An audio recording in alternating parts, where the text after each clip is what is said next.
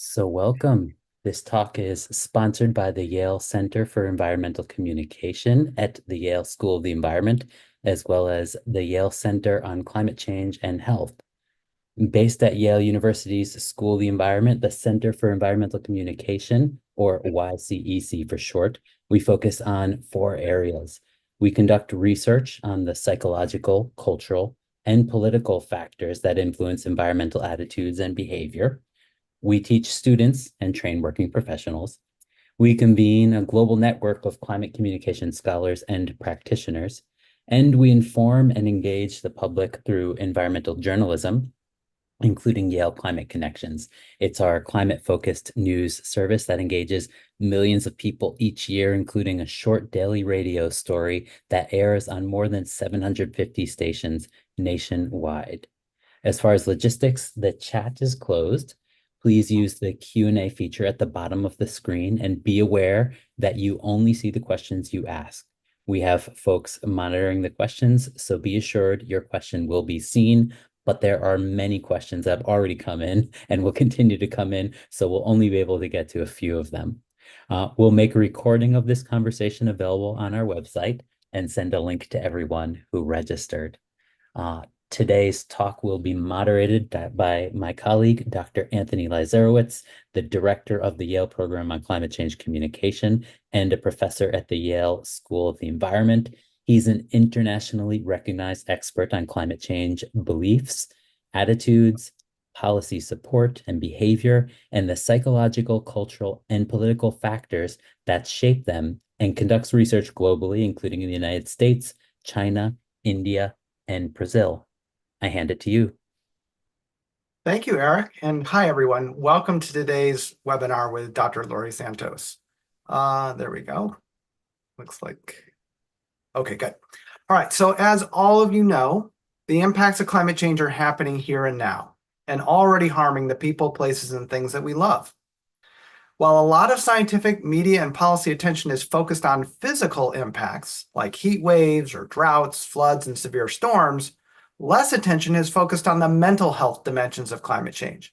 And these impacts range widely from feelings of helplessness, depression, or anxiety to full-on post-traumatic stress disorder in the many victims of these unnatural disasters. Just to put this in context, our own national research finds that about 3% of American adults are experiencing acute climate distress, while about 8% report at least one symptom of eco-anxiety or depression. So that's already millions of people. Meanwhile, members of the climate community, and I mean that in its broadest sense, are personally experiencing intense emotions that over time can lead to burnout or unhealthy individual or group behaviors. And of course, they work closely with colleagues and partners and communities that may be experiencing all different kinds of forms of climate-related distress. So ultimately, today's conversation is really about how do we act meaningfully to reduce the harms of climate change while staying healthy, connected, and motivated to do the work. What role should happiness play in the fight for a safe and stable climate? Today, we're fortunate to have Dr. Laurie Santos join us to talk about climate activism without burnout, evidence-based practices to improve well-being.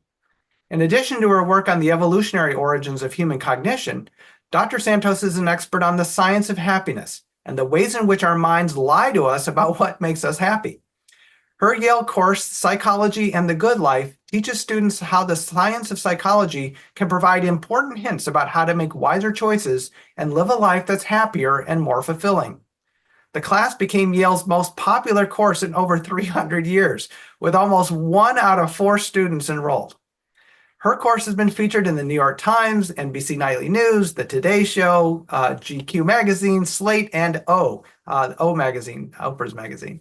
The online version of the class, The Science of Wellbeing, which is on Coursera.org, has attracted more than 4 million learners from around the world. A winner of numerous awards both for her science and teaching, she was recently voted as one of Popular Science Magazine's Brilliant 10 Young Minds and was named in Time Magazine as a leading campus celebrity. And she is a celebrity. Her podcast, The Happiness Lab, is a top 3 Apple podcast, which has attracted more than 100 million downloads since its launch. So we're thrilled to have Laurie with us today. to talk about this really important topic for the larger climate community. Welcome, Laurie. Thanks so much, Tony. And thanks so much to everyone for having me here.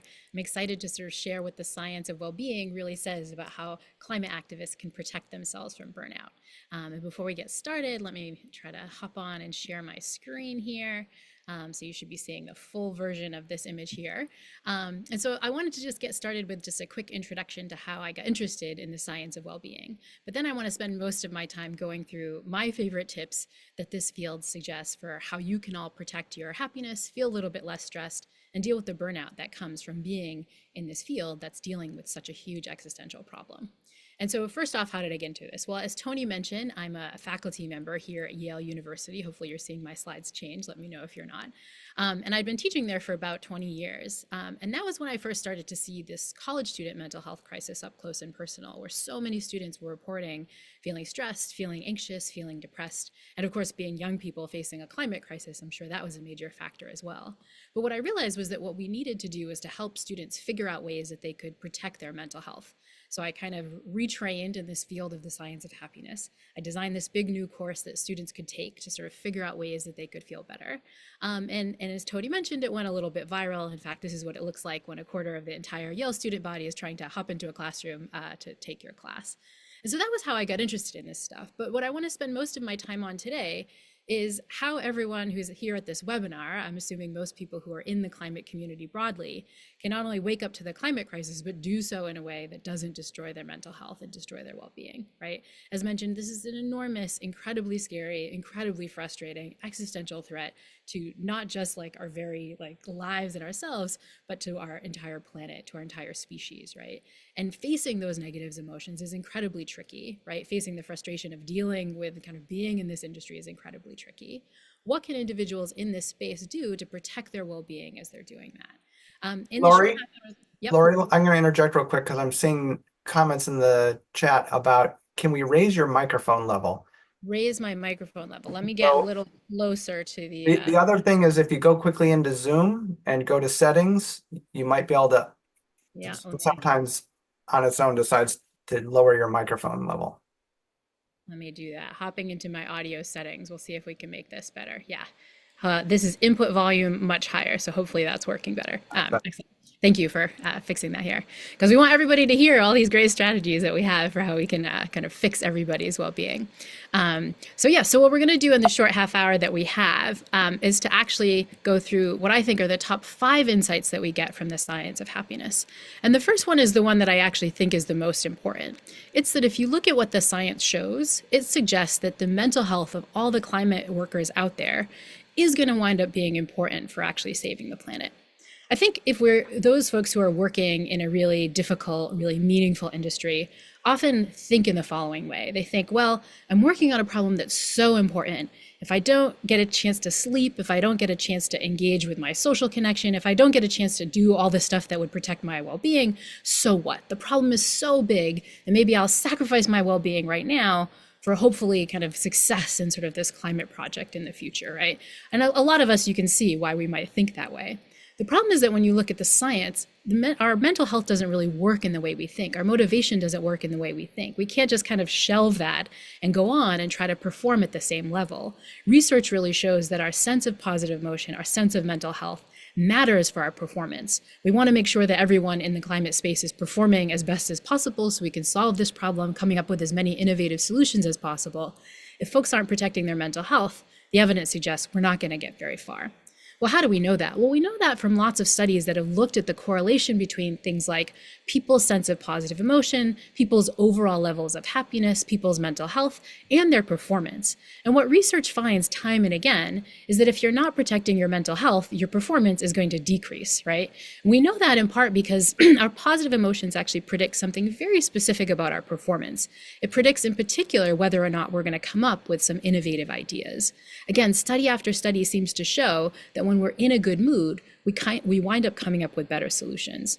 One of my favorite research examples looked at this not in the context of climate activists, although I think it'd be great to do that research, but in the context of medical doctors. Scholars brought medical doctors into the lab, gave them a really tough, tricky kind of medical problem, right? You know, if you remember that television show House, where House had all these like tricky medical diagnoses, it was sort of something like that. But the key is that half of these doctors were allowed to be in a good mood first. They just watched some silly cat videos, you know, ahead of time, were kind of laughing and in a good mood. What happened? Well, the researchers found that the doctors who had been put in the good mood wound up being more likely to come up with those innovative solutions, the tough ones that you couldn't see. And I think this is really critical as we think about our own performance in this space. If we want to be coming up with creative solutions, if we want to feel energized to come up with the best ideas and keep performing, we need to protect our mental health. But that raises a different question that I think comes up a lot in all activist spaces, but especially in climate spaces. This is the idea of like, well, can I even be happy in the context of this huge, terrible existential problem? Is that even a good idea? You know, maybe this act of being happy in the space of a terrible threat isn't a good idea. You know, we all have this notion that if you're not angry, you're not paying attention. Maybe we need some negative emotions to try to strive through things. Maybe we should be sort of pushing ourselves to the breaking point if we really want to make change. There's this kind of worry that I often call the Pollyanna hypothesis, which is that if you're not kind of really pissed off and upset, you'll kind of let the status quo go. That if we were kind of happy, we'd sort of, in the words of this famous meme, we would think everything is fine when the sort of world around us is in fact burning, right? But this is sort of an empirical question. If we're in a good mood, do we kind of ignore the big problems of the world?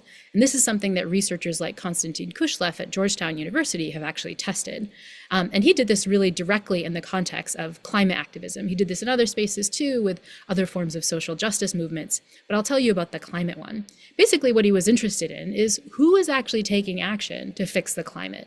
And does it tend to be people who are kind of feeling really doom and gloom, experiencing lots of negative emotions? Or does it tend to be the people who are kind of taking care of themselves and experiencing lots of positive emotions? And here, I'm a nerd, so I'm going to show you some graphs. I know folks in the climate community hopefully are sciencey, so they're into the graphs. But here's Kushlev and colleagues' graph, right? I mean, he's plotting at the bottom just these different categories, surveying people's happiness and coding them as very happy, pretty happy, or not too happy, right? And he first looked at people's climate concern, right? How worried are you about the climate? How much kind of climate anxiety are you experiencing? And he first finds what you might expect, which is that like the people who are experiencing lots of climate anxiety are not feeling too great, right? Climate concern tends to track with people who are not experiencing a lot of positive emotion. Of course, we want concern, but more importantly, we want action. And that's what Kushlev and colleagues tested next. Who are the folks who are, putting solar panels on their house, going to climate marches, trying to donate money to climate and so on? And what he finds there, if you look at these different happiness categories, is exactly the opposite effect. It's the very happy folks who are engaging in more of the action. What does that mean? I think that means that if we really want to get action out there, if we really want to fight today for a better tomorrow, we might need to pay attention to our mental health, right? All the negative emotions, all the burnout, all the stress, that might not be helping us. And I think this is important because it gives climate activists a reason to recognize, wait, I actually do have to protect my rest. I actually do have to protect my mental health. It is going to matter for the bottom line. And so I think that's top insight number one, and perhaps, as I said, the most important one, right? We really want to make sure that you remember that your mental health ultimately matters for your success in protecting these things. It should be number one. But the question is, how do we do that? And that's what the rest of the tips are about. Starting with top insight number two, which is that in the climate change space, if you want to protect your mental health, we need to deal with the question of burnout. Really protecting your mental health means not getting to a state where you're feeling incredibly burnt out. And that means that as individuals in the climate space, but also as teams and especially as leaders in the climate space, we need to pay attention to the syndrome of burnout. This is something that I think I don't have to mention, that Tony even mentioned in his introduction, that a lot of folks in the climate space are worried about burnout, feeling burnout, and so on. This was definitely reflected in the questions. Here's just a list of some of the questions I got in the beginning, and it's like, what are some strategies to overcome burnout? How can we avoid burnout? Students are worried about burnout. Some people are experiencing burnout. How can they come back, right? This is something that's really in the water here. And so I think it's essential that you understand from a more psychologically scientific perspective what burnout is, because it turns out that we have some misconceptions about it. One of the biggest misconceptions is that burnout is kind of just along a continuum with some sort of mental health imbalance, that it's kind of like you can be a little bit burnt out or less burnt out and so on. And it turns out that this is a misconception because burnout isn't just kind of feeling really exhausted or just kind of experiencing a lot of negative emotions. Research really shows that burnout is a special clinical syndrome. It's a special clinical syndrome that we can wind up in, and one that requires special sorts of remedies. Well, the reason we know this is that burnout seems to have these particular features, especially when you're experiencing a true sense of clinical burnout. And I'll kind of walk through what each of these three parts are. The first is the kind of thing we usually think of when we think of burnout. People who are experiencing burnout experience emotional exhaustion. But this is more than just the usual physical exhaustion. This is that you kind of like emotionally, you can't even. You take a week off and you come back and at 8 a.m. and that Monday morning, you're already feeling kind of exhausted. Again, not just in terms of your physical tiredness, but in terms of your emotions feeling depleted and kind of down. That's sort of symptom number one. But there are two other symptoms of burnout that wind up being really important, I think, especially for folks in the climate movement. One is what researchers call depersonalization, or what you might differentially call a sort of sense of cynicism. You just feel cynical about everyone and everything, right? Both the people you're working with, your constituencies, the people around the world. You just are on your last nerve when it comes to dealing with people. That's a sense of depersonalization. Like you just kind of can't deal with people anymore because you're feeling so cynical. The third part of burnout is one that can be even more painful, which is what researchers call this sense of personal ineffectiveness. Even if you were doing your job as well as you could possibly be doing it, it just wouldn't matter. You just feel this sense that nothing you can do matters, right? So these are the three clinical features of burnout. Again, it's different from just kind of, being a little down in the dumps, feeling a little exhausted. It has these other interpersonal and kind of a sense of effectiveness features too. And so if you're experiencing burnout, the question you might have next is like, what can we do about it? And to answer that, we need to answer the question, well, where does burnout come from in the first place? And here I like to turn to the work of Christina Maslach, who really is the sort of academic psychology expert on burnout. She has a really fantastic book on burnout called The Truth About Burnout. And she makes the case pretty clearly. Here's just a quote from her book. She notes, burnout does not result from a failure of character or a lack of ambition. It's not a personality defect or a clinical syndrome. It really is an occupational problem. What Maslach argues is that burnout stems from a particular way that we as individuals, with our values, with our kind of priorities, interact with a workplace environment and what's expected of us in a workplace. And that is where burnout comes from. The idea there is that because this is what causes burnout, when we think about how to fix burnout, we need to fix these factors in a workplace environment in order to feel better. And so what are these kind of occupational factors that sort of lead to burnout? Well, Maslach identifies 6, and I think it's worth kind of going through these. The first is what she refers to as a perceived lack of control, right? You just can't control your workplace environment. You can't control what's going on. You just kind of feel like you don't have any agency.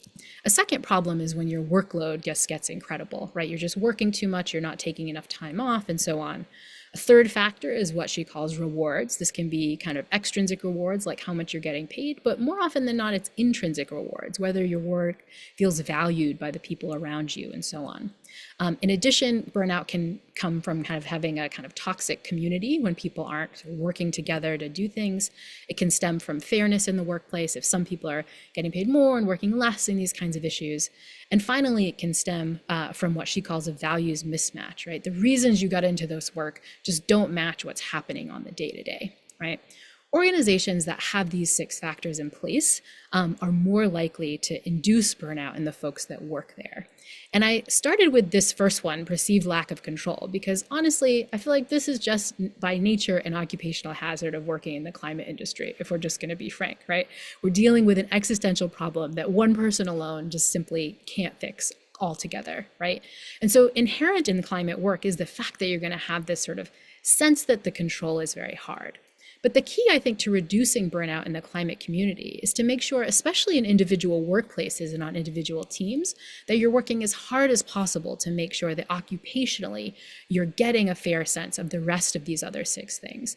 And I think these are things that teams and leaders can sort of really work on carefully.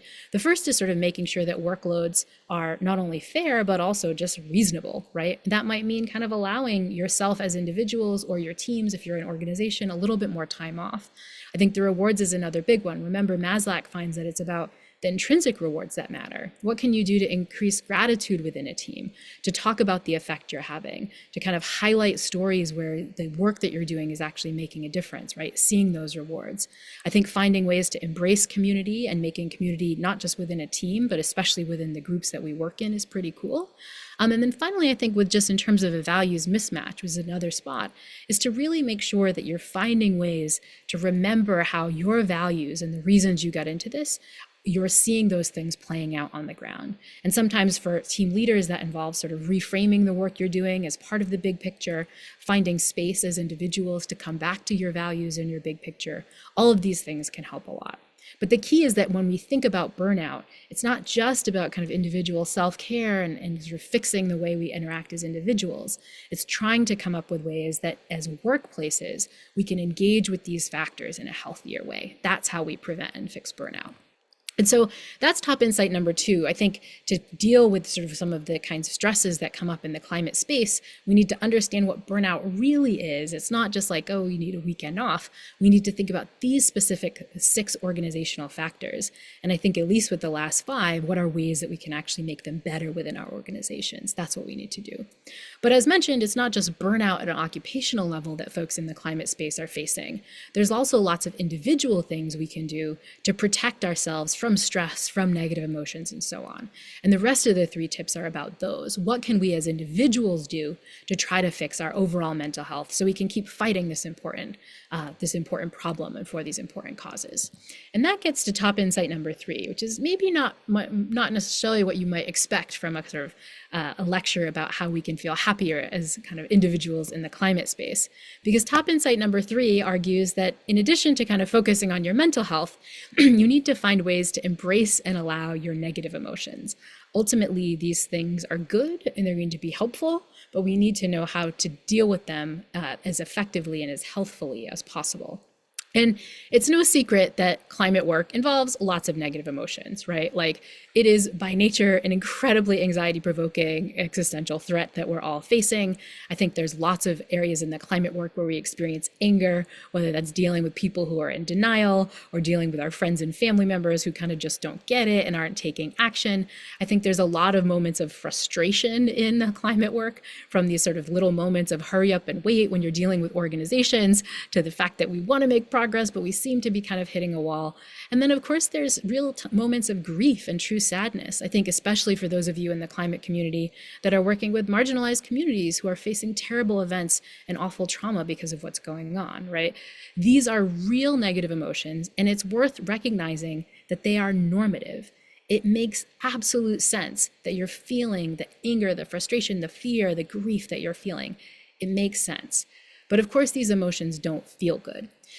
And when we're faced with something that doesn't feel good, one of our instincts is to try to squish those emotions down, to just kind of power through and pretend we're not feeling them, right? We assume they're just kind of harmful, they don't feel nice, so we kind of want to suppress them. But psychological research has looked at what happens when we suppress our emotions. And the answer doesn't seem to be that good. In fact, suppressing our emotions seems to hurt us and our physical bodies, and it hurts our performance at work. How do we know this? Well, we know this by studies by folks like James Gross and his colleagues at Stanford. They do these studies where they bring subjects into the lab, and instead of having them watch those kind of happy, like cat videos, they have subjects watch videos that are truly sad, truly angering, truly scary.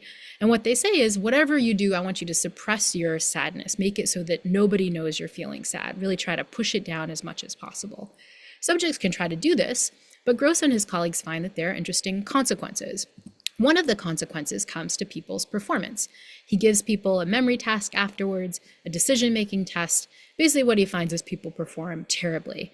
Like all the work that your brain has to do to kind of continuously hold those emotions down, those are areas of your frontal lobe and other parts of your brain that you don't have for kind of making strong decisions, right? Something we, of course, want everyone in the climate space to be able to do is to like make good, innovative decisions. You're not doing that when you're suppressing your negative emotions. But also, suppressing our negative emotions also has terrible bodily consequences. Even in this short laboratory task, James Gross can find evidence of people experiencing cardiac stress, just suppressing the little sadness of some short YouTube video that you watched. Imagine the kind of cardiac stress that so many of us in the climate space are going through all the time, right? Suppressing these kind of negative emotions, right? So suppressing our negative emotions don't work, but I've just told you that these emotions are normative. We're supposed to have them and they're actually useful for something. So the question is, how do we actually deal with these? How do we actually get through them? And the key for negative emotions is to get through them, you actually have to go through them. There's kind of no way around except through. But researchers have often found a whole host of strategies that we can use to navigate and allow our negative emotions in a healthier way. And one of my favorite, very practical strategies, the kind of thing you can bring on whenever you experience that moment of frustration at the hurry up and wait or grief when you're dealing with a community. It's a practice that's been popularized by the meditation teacher Tara Brach, and it's a practice that goes by the acronym of RAIN. RAIN stands for recognize, allow, investigate, and nurture. And I'll sort of walk through how you do this practice in just a second. So let's say you're experiencing a negative emotion, right? You get out of a meeting where something was supposed to happen and it's not going to happen. Or you see some post online from some climate denier that's like saying something ridiculous. Or you watch a friend go on a round the world trip, like completely ignoring like the cost of their flights in terms of climate problems, right? Like you just have that moment where you're feeling frustration, sadness, grief. You notice you're dealing with a negative emotion. And you have already gotten to the first step of RAIN because you are recognizing that you're dealing with a negative emotion. It sounds like a simple step, and it is one, but I want you to take it one step further if you're engaged in a RAIN practice, which is to really kind of classify the emotion that you're dealing with. Don't just say, oh, I'm feeling yucky. Get very specific. Maybe you're frustrated with feeling a side of loneliness because other people don't get it. Maybe you're feeling anxious with a sense of overwhelm on top of it, right? Really try to carefully describe and label the emotion that you're dealing with. That's the first step to recognize. But then you take what I think is the hardest step, which is allow. You say, you know what? I'm just going to sit here for 5 minutes and allow this feeling to be there just as it is. I don't have to love it, but I'm just going to let it sit there, right? You kind of, in the words of the poet Rumi, you sort of invite this terrible emotion to dinner, but you give your brain something to do while you're sitting with that negative emotion. And that's the next step of the RAIN practice, the I, investigate. You say, I'm going to look at what this emotion feels like in my body. And so you literally sit there and investigate, how does this feel? Maybe it's making your brows furrow or your chest is getting tight. Maybe you have a strong craving to check your email or eat something or get a drink or whatever it is. Don't act on that. Just notice, when I experience the frustration of feeling like I'm being roadblocked for the stuff I want to do, this is what happens in my body. When I experience grief at looking at what's happening in communities, this is what's happening in my body. And the key to the investigate step and why it works so well is that research shows that our emotions are kind of like a wave, right? When we first start to pay attention to them, they will get a little bit more intense, but eventually they'll kind of crest and go down. The problem is we never sit with our emotions long enough to do that. But if we sit with them, what's often called urge surfing in clinical practice, we can actually, watch our emotions sort of take their course, as long as we have sort of something for our brain to do when we're doing that. And that means that the investigate step is very powerful. It means you can kind of get to the other side of this investigating step and sort of experience what it feels like to finally get through that moment of the emotion. But you don't end there. We end with the final step of the RAIN practice, which is nurture, which is you say, how can I take care of myself? How can I give myself some self-compassion? Maybe I need to take something off my plate. Maybe I need to call a friend, right? What can you really do to kind of nurture yourself, given that you're experiencing that negative emotion? Seems like a simple practice. It does take some time, right? You're going to spend like 5 to 10 minutes engaging in this practice, done right. But the effects of RAIN are incredibly strong. There's research showing that a practice like RAIN can reduce negative emotions in groups like palliative care workers and first responders. These are people who are dealing with negative emotions and terrible things like, all the time in their work. I think it can be an incredibly powerful practice for folks in the climate space to regulate a whole host of negative emotions. And so that's top insight number 3. We need to find ways to not just avoid our negative emotions, but really allow them to be there, allow them to take their course. And I think a practice like RAIN will be incredibly powerful. So that's top insight number 3. But top insight number 4 builds on that last step of RAIN, that nurture step. And it is that if we really want to protect our mental health in the climate space, we need to find ways to give ourselves this sort of gift of self-compassion. Self-compassion sounds great, but it's not the way a lot of us spend our time, especially when we're dealing with a big, important problem.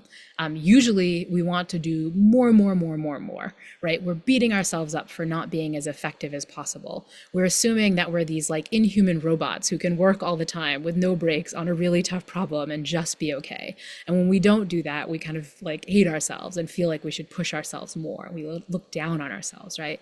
This is self-criticism.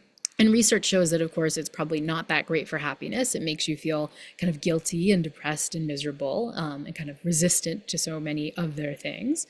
But in addition, it also negatively affects our performance. It winds up pushing us to procrastinate more. It winds up making it harder for us to get things done, right? It's just ultimately not an effective way to motivate ourselves, to sort of beat ourselves up a lot. The alternative, and one that's incredibly effective, especially in hard workplaces, is the practice of what's called self-compassion. If you want a great primer on self-compassion, I definitely recommend this book by Kristin Neff, just called Self-Compassion. Kristin Neff at UT Austin has done some really fantastic work on self-compassion, sort of breaking it down into its 3 steps. And the first step of self-compassion should be very familiar from that recognized part of the RAIN practice.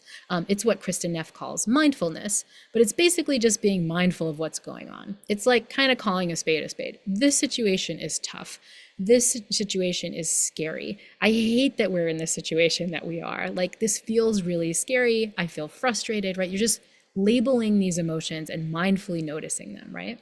But then you follow up that noticing with what she calls common humanity. You say, and this is normal. It is normal in the face of this terrible existential threat to be incredibly scared.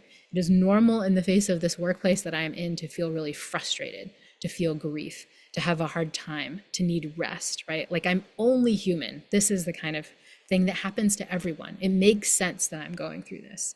But then once you kind of give yourself permission to experience that it's sort of normal and normative to go through those emotions, you end with the final step, which is what she calls self-kindness. What can you take off your plate? What do you need right now? Ask yourself the question of how can you be kind to you? You know, if you were your best friend giving you advice right now, what would you say to yourself, right? These 3 steps, again, sound pretty simple, but they have some strikingly powerful effects when you really engage with this form of motivation. One of my favorites, and I think one of the ones that's really relevant, not just for climate activists, but in your work with climate communities, is the fact that research shows that self-compassion can actually reduce the effects of trauma. Kristin Neff herself studied this not in communities that have been affected by climate action, but in the US military. This is, of course, an organization where you can experience lots of trauma and, of course, the negative effects of trauma, things like PTSD and so on. Neff sort of trained Afghan and Iraqi veterans on strategies of self-compassion, just going through these 3 steps. And she finds that reduces their overall rates of PTSD, even for individuals who've been in combat and war zones themselves. So a powerful tool for really reducing trauma, again, something we're going to need as more and more communities are devastated by these negative effects of climate change. And so I think as you work with communities who are dealing with the effects of climate change and as these effects continue on, this is a lovely strategy to work with, right? It makes sense that you're going through this. It's human to feel this stuff. How can you take care of yourself, right? These simple steps can be incredibly powerful. In addition, Neff's work shows that climate self-compassion strategies can actually help people do things that benefit them in the future. She's studied this in the context of eating healthier, right? Making good choices in the moment so that you can be healthier in the future. She finds that self-compassion can increase our savings and so on. But there's also hints that if we're kind of investing in our future selves by being more compassionate, this might also be a path for allowing people to engage in all the climate actions that we want them to take, which often have a feature of, it's a little bit of a cost right now, but obviously it will help everyone in the planet in the future. I think self-compassion can be an important path to that too. But in addition, there's lots of work showing that self-compassion is a fabulous way to boost up your other compassion, right? The compassion that you have for other people, whether that's your spouse, whether that's a partner at work, whether that's your kids, like a powerful way to boost your sense of understanding other people and being kind to them.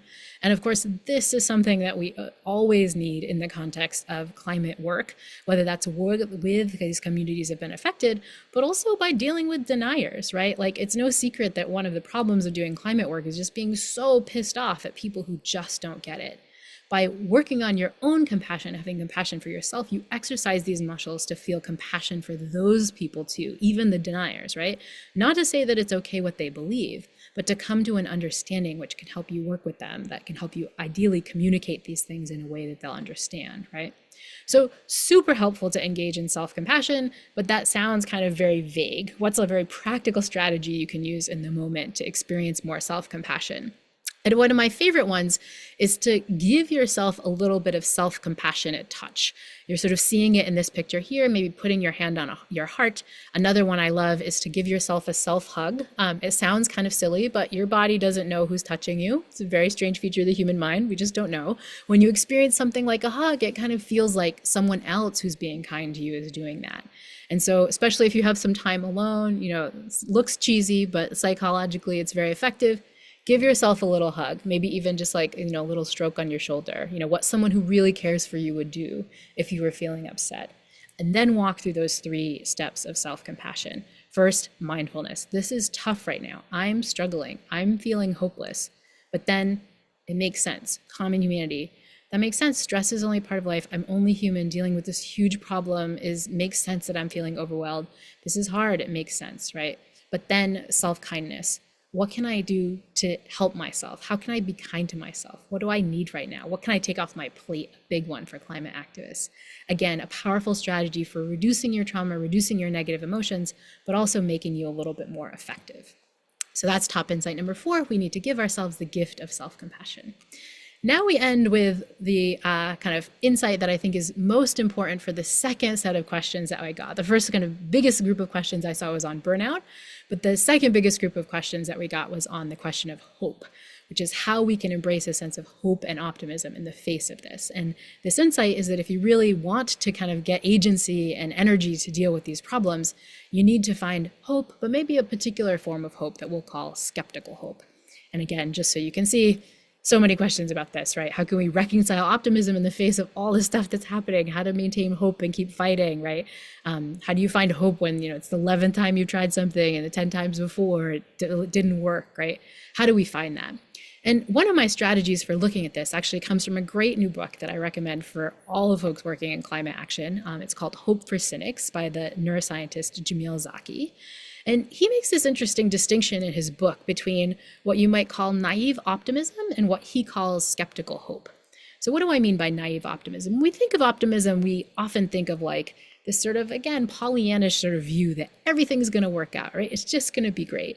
And it comes with sort of a sense of sort of toxic positivity of like, I'll just look on the bright side in this horrible thing, right?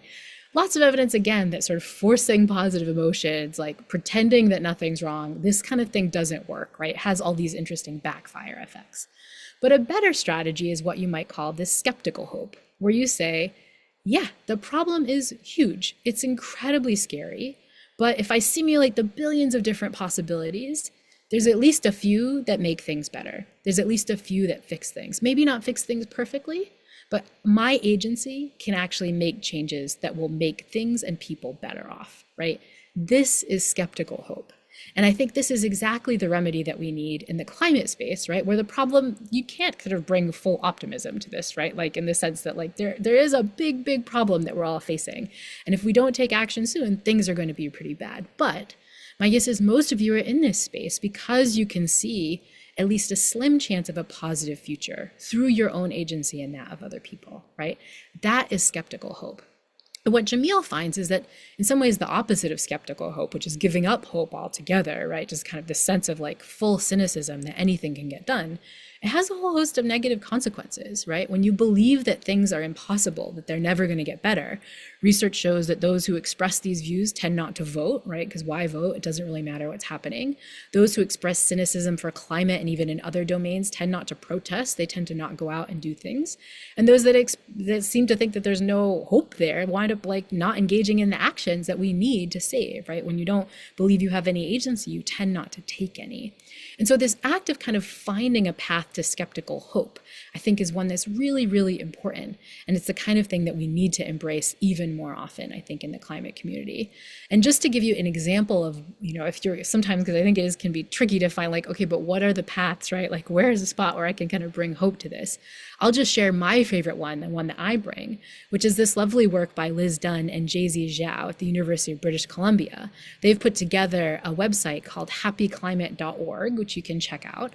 But basically their research is showing more and more that if you look at the particular individual actions that we all need to kind of improve the climate, they tend to hang really closely with the kind of individual actions that we need to feel happier, right? The act of sort of reducing our kind of consumption and like maybe using things scarcely, whether that's travel or eating meat or whatever it is, that sort of scarcity winds up breeding more enjoyment.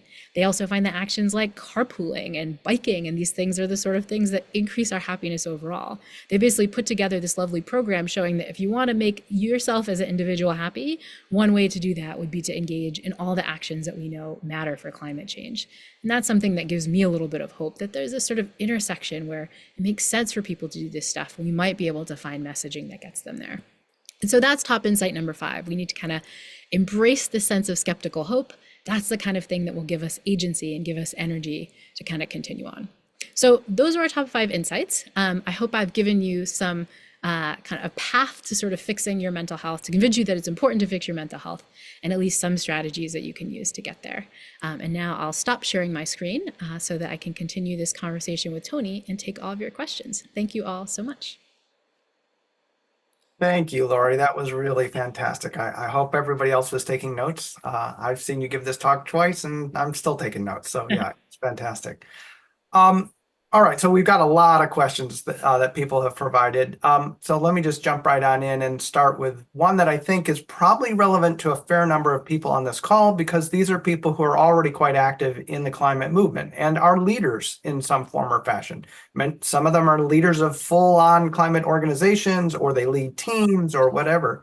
So this is really a question for leaders, is how does one balance the work of rallying a group and like saying, yes, we can solve this, like, look at the progress we're making and all that, while at the same time, you're like incredibly aware of the limits of action, the scale of the problem, the scope of the problem.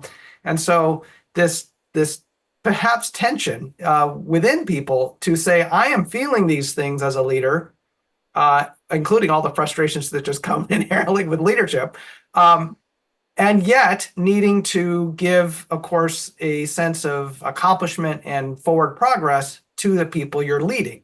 Yep. I just wondering if you could address that. Yeah, so I think one way I tend to think about these things is that there's sort of an effective 2-step that you can engage in, especially if you're a leader, right? One is to do some work to regulate your sense of everything is doom and gloom, nothing is working, I'm feeling incredibly frustrated, right? Because if you don't regulate that for yourself, it's going to leak out. You might be like, yeah, we accomplished this thing, but and that means that leaders need practices like RAIN, right? They need to take time to allow their own negative emotions rather than sort of suppressing them down and pretending everything's fine. I think that's sort of step number 1. But step number 2 is to genuinely find the small things that indicate progress, right? Like none of us, we would love it if we could just like snap our fingers, or somebody puts a policy in place today that instantly, all the carbon in the atmosphere goes away, but like that's not going to happen. What realistically progress is going to look like is very tiny things. And so I think you need to remember that those tiny things are moving us towards a bigger whole, right? Another thing that sometimes is helpful that I found is to kind of look at the history of some of these kinds of movements, not just in the climate space, but in all spaces, right? They're all tiny wins, right? And so we just need to remember that those tiny wins can actually aggregate. And I think as a leader, if you find evidence of that, that can be incredibly important. But remember sometimes that these rewards don't necessarily have to be a climate win, right? They can actually be a reward that what you're doing matters for the team, right? So that you helped on this particular project meant that someone else in the team benefited, right? That we cohered together, we worked together, we solved our goal, we met our target, right? They're tiny ways that rewards can be processed that we can see wins, even if it's not an immediate win for the climate. In the work that you do, Tony, I know it's like this study means we understand something better, right? We didn't, again, immediately shut off all of carbon, but that's like a really important step forward. And so I think as a leader, your ability to kind of find those wins can contribute a lot to the rewards that people experience. You're thinking about those factors that increase burnout, they can help with the reward part, they can help with the sense of community part, and they can help with the kind of fairness part. As a leader, you're kind of giving credit where credit is due. And so I think that two-step of regulate your own negative emotions, make sure you're not feeling as much as possible the frustration and the anger and the grief and so on, and then look for the wins. It's okay if they're tiny. They matter even if they're tiny. Yeah, that's great. And just to kind of add in a couple things, both from our experience and from even our research, is one, I like this idea of small wins a lot. That somebody once beautifully put this as of course, you've got milestones, but you also have inch pebbles. Yes. And so how do you make sure that you break the problem down to, hey, we accomplished this, like we just held a rally, right? Like that isn't a major accomplishment. Did it solve climate change? Probably not, but nonetheless, you should take great pride in your people and yourself for actually having accomplished a successful event. Another thing that we have found really helpful in the past is just simply acts of gratitude.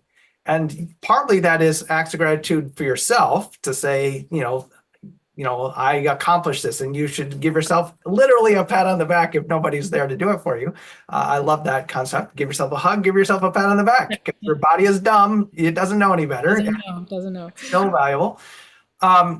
But the other is thank yous to others. And so like for a number of years in the early days of Twitter, we used to actually run a Thanksgiving Day event called Climate Thanks. It was a hashtag, Climate Thanks. And the goal of that was really to just, for the community writ large, to say, hey, let's just take Thanksgiving, a day that we're all supposed to be thinking about the thanks of family and friends and, food and all of that, but just turn that to climate change. Because when you look around, it turns out there's amazing work being done all around us. And if you are like, thank you, Senator Sheldon Whitehouse, for, constantly speaking about climate change, thank you, Sunrise Movement, for, holding politicians to account, thank you to my local utility for actually making clean energy available, and on and on and on. I just don't think we do enough of that, because of course, so much of just even the fundamental metaphors we use is about fighting, right? It's about fighting climate change. And yes, to be honest, we're not fighting climate change. We're fighting the polluters that are causing climate change and the CO2 emissions themselves.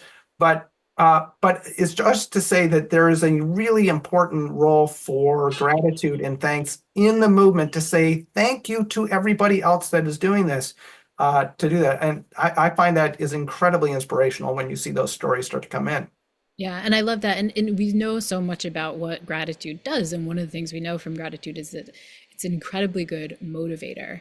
One study by Adam Grant's group at Wharton Business School did this study where it was for fundraisers at a university. So these are people who are calling and asking for money, right? So if you're in the climate change fundraising movement, this might be relevant, right?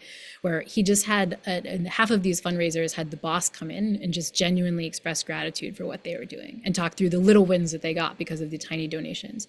What he finds is that those fundraisers worked 1.5 times as much as they had before that infusion of gratitude, right? And it's not like they were trying. It was not like it was hard for them, right? It just like that gratitude kind of boosts your motivation. It boosts your excitement about working. And so it's one of the easiest tools you have as a leader to make yourself feel better, to make the people that work with you feel better, and to like boost everyone's performance at work too. The other thing that this also reminds me of is we recently published a national study asking Americans what gives you hope about climate change. And the number one answer by a pretty long shot is actually seeing and hearing about other people taking action. Yep. Because what we find is that many, many people who are already alarmed about climate change nonetheless feel relatively isolated and alone, in part because we're not talking about climate change enough. So that's also part of it. But in particular, seeing that people are putting up solar panels across the city, right? Seeing more electric cars on the road, hearing the stories of people who are rolling up their sleeves and taking action and not just sitting on the sidelines and saying that they're just going to watch the world burn. And I will just plug, that's one of the things that we've been trying to do with Climate Connections. We just passed our 10-year anniversary. So we've told now almost 3,000 stories, many of which are exactly those kinds of stories of individuals who, from every walk of life, who are trying to make a difference within their domain of influence. And they're incredibly inspirational. I mean, it's amazing what people are doing. And yet we don't tend to celebrate or even know about much of what's going on. Yeah, I think that's really critical, right? Because a key ingredient in hope, particularly, is the fact that other people are taking action, right? We get this sort of social proof from others. And so if we want to feel hopeful, which boosts our agency, this idea of seeing these positive stories is essential. So I want to go back to something we talked about a little bit in the before this, and that's coming back to this role of leadership of a group of people. But you use this really lovely analogy of parenting. So I'm wondering if you could just unpack that a little bit. Yeah, I mean, I think, as leaders, we kind of deal with our own teams, but we're often in a position of dealing with people who just don't get it, right? And whether that's climate deniers or the businesses and organizations that we work with who just don't have the kind of haste that we have from our own beliefs, or maybe the kind of people that we work with where we want to get them active even more, right? There can be all kinds of people that we experience negative emotions by dealing with, right? But what we know is that the most effective way to motivate them, again, whether it's a climate denier or a business partner we're working with or an organization, is not to scream at them and be like, are you crazy? This is terrible. We need to fix this thing. That doesn't work. What we need to do is calm ourselves, explain in words they understand, et cetera, et cetera. And that can be really hard, right? That's emotionally taxing. That can boost our cynicism. But many of us have done that in a different domain, in the domain where we deal with children, whether it's our children or other children, right? We often have to face that. Think as a parent, many of you have felt that frustration, that anger, that we need to, but you don't scream at the kids. Hopefully you take a moment in the bathroom, you calm down, you do whatever practice you need to, and you explain it in a way that they'll understand, right? And you get it because it's ultimately I have a goal to just get this done, right? We need to get out the door, to catch the bus. I'm mad at you, but I'm just going to regulate that. And this is what's going to be most effective. I think that kind of strategy and giving yourself that grace that yes, I'm feeling this negative emotion, but I'm going to find ways to regulate it because that's going to be the most effective strategy. And I think this comes up a lot in science communication. Of course, the people facing this crisis closest on are so angry about what's happening and are so scared. But that doesn't need to be the only messaging, because if that's the only messaging, it might not be the most effective messaging for all the goals that we have with our climate community, right? And so I think this way of kind of using your kind of parent voice and your sort of parent regulation, emotional regulation strategies when dealing with other people is an effective way to do it. I also think this is another powerful spot where practicing compassion can be really helpful, right? It's, you want to wring the neck of these climate deniers. But if you realize that they have their own problems and the information they've gotten might not match, and you would probably be in the same situation if you'd grown up like they did and had the same news sources that they did, et cetera, you can kind of find this common humanity, right? It makes sense that given this, right? How can I be kind to you? How can I talk to you in a way that you'll understand, right? Those kinds of practices are super powerful. Yeah, and I'll just underscore, this is the incredibly important role of knowing your audience, okay? Yes. This core principle to effective communication is know your audience and then go more than halfway to meet them where they are, not where you are. I may want to yell and scream about this problem, and yet I'm talking with somebody who's still yeah, I think I heard about that once, but I don't know I don't understand what it is or anything. Yelling at them is not the solution, even though you might want to say, where have you been the past 30 years, right? Yes. So it's just again, think about what you're trying to achieve, and you're trying to achieve social change, okay? At the individual level, at the community level, at the city, state, national, and even global level. So get super clear to yourself, and that is the power of that self-reflection, it seems to me, of getting clear about what you're actually trying to achieve, and how does your own emotions and your own emotional regulation help you achieve that goal? Hopefully, you harness those emotions to actually help you be more effective, to motivate you, even though it may not mean that you actually express those emotions in the moment to that individual. That's exactly right. Exactly right. So speaking of specific emotions, here's one that I'm seeing a number of questions about, and that's guilt. Mhm. So here are two questions. How do you deal with a sense of guilt that you're not doing enough, which unfortunately is just like baked into the cake? You're never doing enough. That's just reality. So how do you deal with that? And then the other is, even when you know that taking care of yourself is key to your effectiveness as a climate activist, how do you deal with the guilt of feeling happy or relaxed while the planet is literally burning? So this is like an even deeper question, right? Of how do you live with the tension of being a human being on a planet where you are now very aware of the horrors and pain and suffering that is happening all around, and yet you're also on a planet that is more beautiful and wonderful to be alive than perhaps ever before in some ways. So how do you hold that tension at that deep kind of existential level? Yeah. I mean, I think this is one of the reasons I love that work by Konstantin Kushlev that I mentioned, right? Because he kind of addresses this question, right? Which is that if we're only doom and gloom, if we absolutely think that everything is terrible, we're just not going to be able to get up in the morning, right? Like, we're just going to put our duvet on our head and be like, I can't even, right? And I'm sure in the climate space, there are people who've had those mornings. It's okay. It's normative to have those mornings in this space. But what we know is that effective performance in this space is going to require you to take care of your mental health, and it's going to require you to experience positive emotion, right? Even if you just look at it from the base practical brass tacks, right? I want to be the most effective person, affecting change in this space as I can. You do that by protecting your mental health and having positive emotion, right? And as you've noted, you can find it, right? If you're in this space, it's because you care about the planet, it's because you care about nature, it's because you have a belief in people's beautiful moral ability to come together and fix things, right? It's because you work with the communities you work with because you care about those particular communities, right? And you find beauty in them, right? And so that beauty and that awe and those positive emotions are there. But just for the effectiveness reason, you need to give yourself permission to engage with it. On the guilt question specifically, I think this is another one where we kind of need to go back, to recognizing our negative emotions and dealing with them, and kind of practicing a form of what you might call radical acceptance, which is like, look, this is just the state of the world, and I could push against it and flail against it, but that's just going to cause either a lot of suppression or a lot of suffering, right? So what I choose to do instead is to honestly look at it and say, this is what it is, right? Obviously, most of us have to do that with climate change because where we are is where we are. We hope we can change it, but where we are is where we are. We can't kind of go backwards. But I think we also have to bring that same radical acceptance to our own limitations.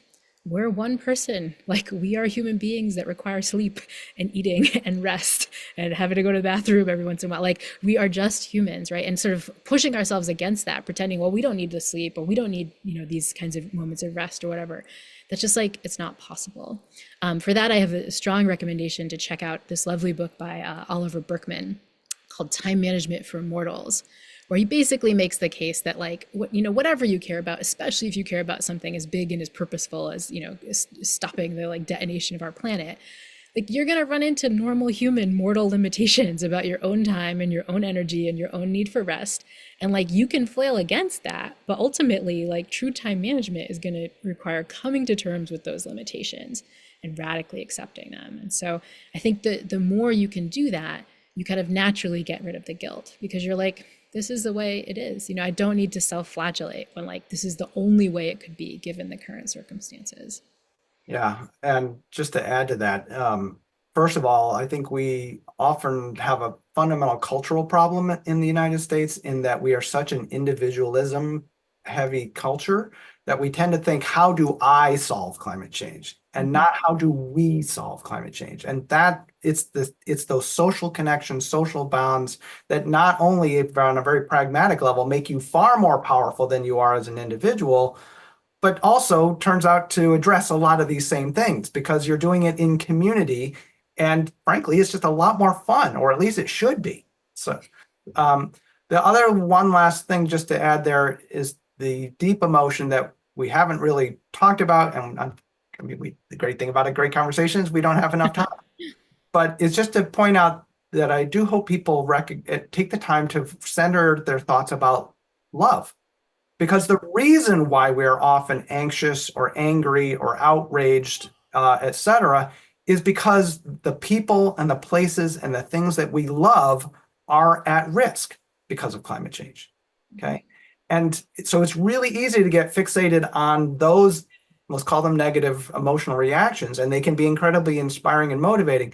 But really what's going on below all of that is the fact that you love this planet, you love this world, you love these people, you love these things that they, in this case, the polluters, are destroying, degrading, taking away from all of us. So let's just not forget to center all this on its beating heart, which is love. Love it. Love it. Okay, Eric, keep us in line. Thank you, Laurie, for your thoughtful and incredibly useful insights, and to Tony for moderating the conversation. And thanks to the Yale Center for Climate Change and Health for co-sponsoring. We will send everyone a follow-up email after this event with the recording, additional resources, including all of the links and research that have been mentioned, and information about the next event of our fall speaker series, which will be on September 18th at 6 p.m. Eastern Time, where we hope you'll join us for a discussion with German climate activist Luis Neubauer. Have a great rest of your week. Take care, everybody.